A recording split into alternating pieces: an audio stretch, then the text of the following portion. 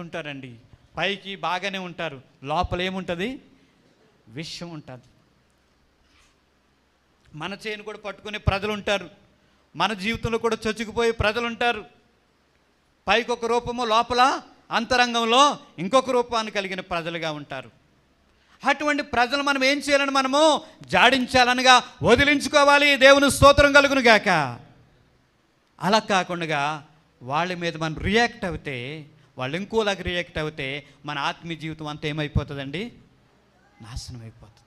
పౌలు శక్తి కలిగిన వాడు. ఆయన ఏదైనా చేయగలిగిన సామర్థ్యం ఆయనకున్నది, ఏదైనా చేయగలిగిన శక్తి అతనుకున్నది. కానీ ఒక్క మాట కూడా నోటు ద్వారా పౌలు గారు అన్నట్లుగా వాక్య లేఖనము లేదు. కాబట్టి మనకి సమస్య వచ్చినప్పుడు, లేకపోతే ఏదైనా కష్టము కలిగినప్పుడు, ఏదైనా బాధ మన జీవితంలో కలిగినప్పుడు అనేవారు అనేక మంది ఉంటారు, బాధ పెట్టేవారు అనేక మంది ఉంటారు.